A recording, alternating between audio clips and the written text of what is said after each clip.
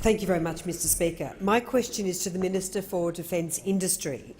Will the minister update the House on the largest peacetime build-up of our military capability, a record $200 billion commitment by this government? How will this assist Australia defend itself, and how does it compare to alternative approaches? The Minister for Defence Industry. Thank you, Mr Speaker, and I thank the member for Corangamite for her question.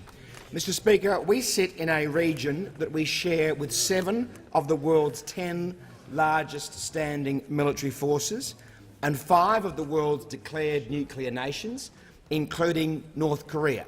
And so the events of the last few months, particularly the last week, remind us of how important it is that the government has embarked on the largest build-up of our military capability in our peacetime history, a $200 billion investment. And that's why we're taking this investment so very seriously, Mr Speaker.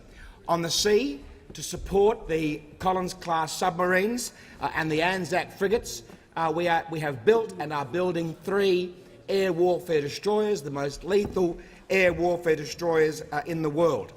We have also, on this side of the House, committed to building 12 offshore patrol vessels, 9 future frigates and 12 new class of submarines that will also be patrolling our waters. And the work for those projects is well underway.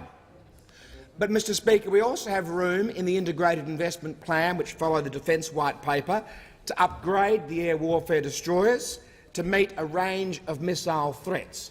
That upgrade of the air warfare destroyers is costed, it's in the Integrated Investment Plan, and all options for the capability of the air warfare destroyers in terms of meeting missile threats is being considered.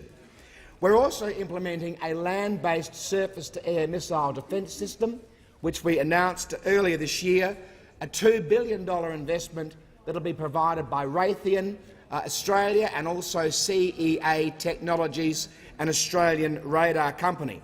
It will install a surface-to-air missile defence system for our deployed forces that will intercept a range of air threats: planes, helicopters, drones, cruise missiles and rockets, Mr Speaker.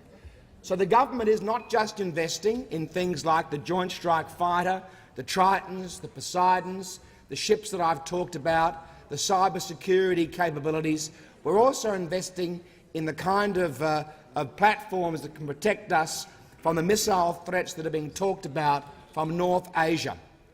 This, of course, stands in very stark contrast, Mr Speaker, to the period when Labor was in office.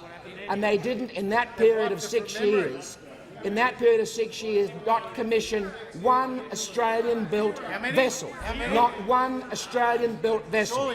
And they reduced spending of GDP as a percentage of defence to 1.56%, Mr Speaker, the lowest since 1938, the last year of appeasement.